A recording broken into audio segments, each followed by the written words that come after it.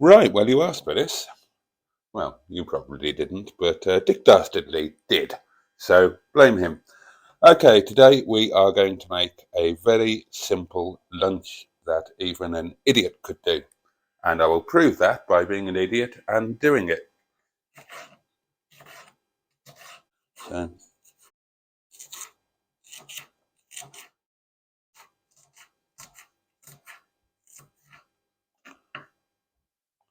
there we go. Now, we're going to make some stuffing and we are going to cheat. Sage and onion stuffing mix. I'm sure you've all seen the sort of thing. Now this is nice and cheap. Everything I make is nice and cheap. It has to be because I'm nice and poor. So take your stuffing, whack some in the jar, chuck in a bit of garlic, bang in a bit of freshly ground pepper, chuck in your onion and green pepper. Bollocks. Alright, fucking ash it out. Now, and this is another good cheaty part. Normally, you would make this up with boiling water.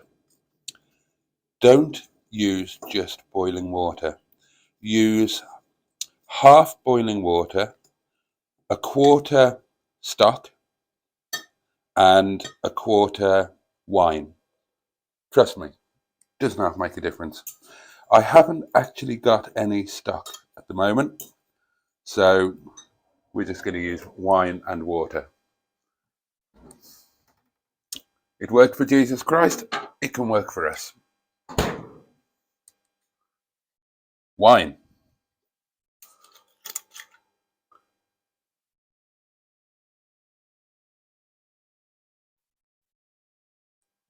Better test it.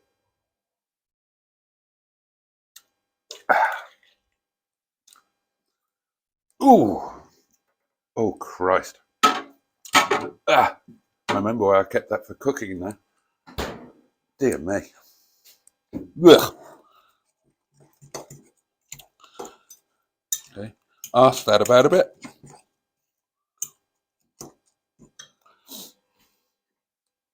And then chuck in some water.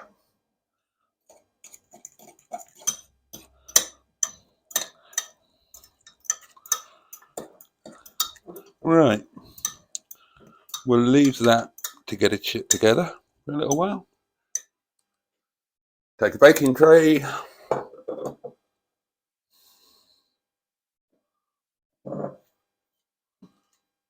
Bit of olive oil.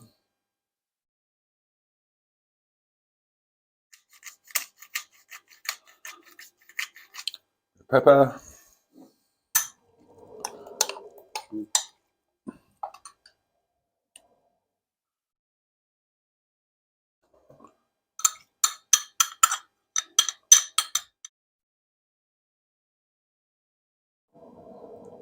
Super.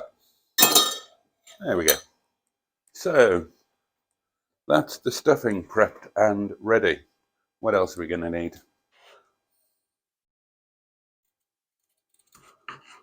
Cut your potato. Now, don't cut it too small. Doesn't work well for mash. Leave it a bit bigger.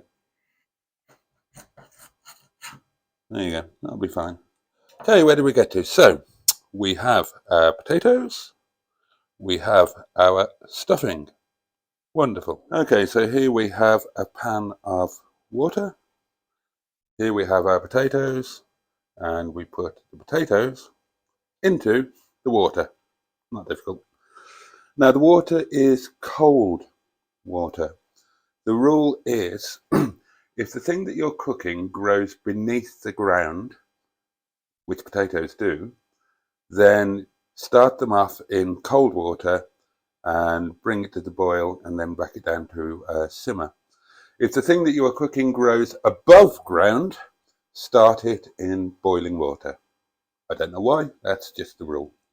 Okay, another hint for people like me who live alone. I have a perfectly normal single oven. There, you can see it. It has a door which opens. It has things inside there. Clean, isn't it? That's because I never use it. Because it's too big. I use this little fellow here. I've had this for years and years and years. It's absolutely filthy and it cooks everything, no problem. Perfect when you're on your own, easier to use, simpler to use, more fuel efficient, saves you a few quid. So let's warm that up.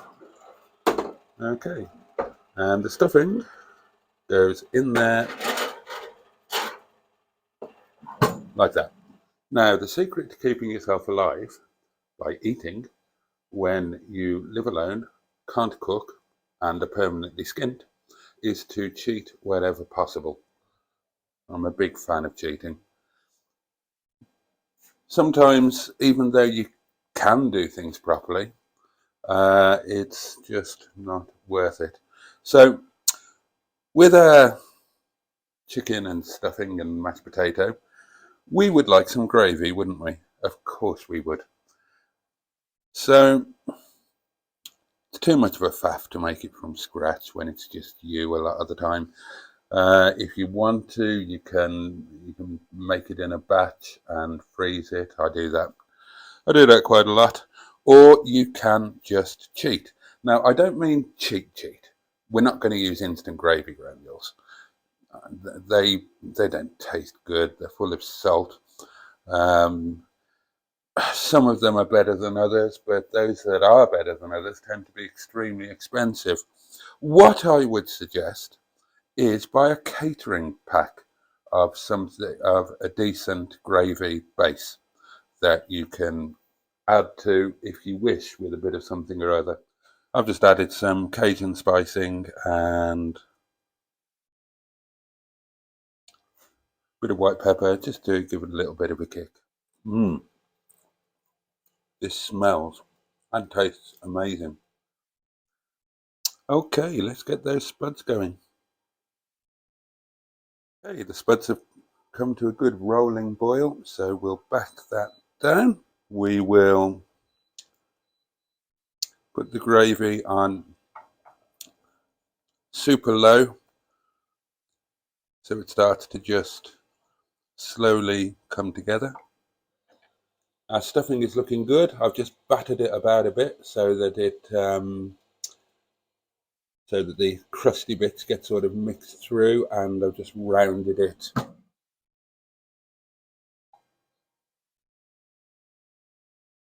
It's a hard life when you're a frog. Right, I'm just going to nick the heat up on the stuffing. Oh, and something else while I'm at it. Um, always warm your plate. Never serve hot food on a cold plate. Now this little oven is brilliant for that. As you can see, it's got a metal top, so it functions perfectly as a plate warmer. Potatoes simmering nicely.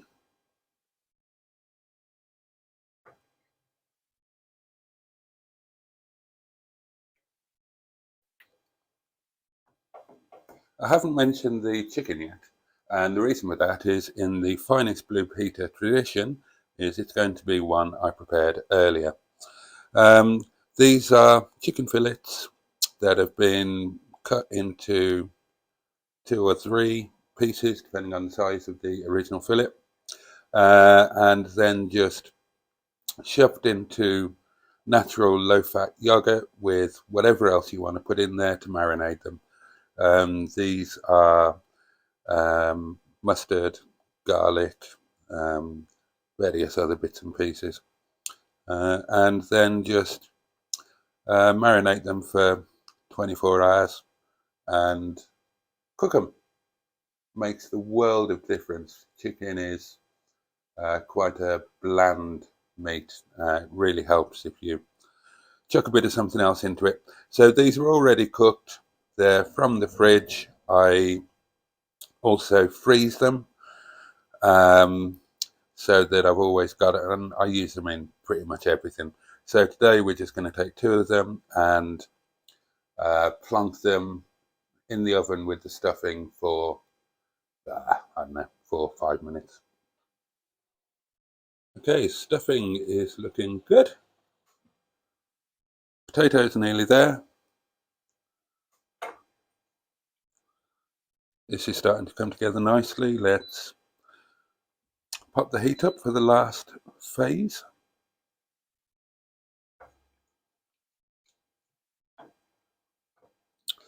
Now, if I hadn't already put wine in the stuffing, at this point I would probably slosh a bit of wine in there.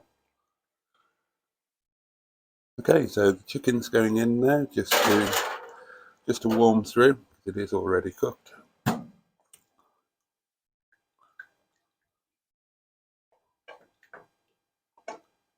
This is thickening nicely.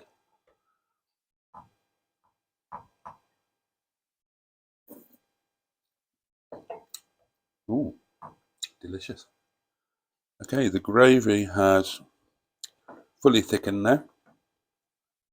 So back the heat down there. Spuds are good to go. So let's take the heat off on those. Okay, so the potatoes are draining. We put the pan back onto the residual heat. It's switched off, but there's still going to be some heat there. And we add a knob of butter, hot horseradish, and a few good grinds of black pepper. Chuck the potatoes back in.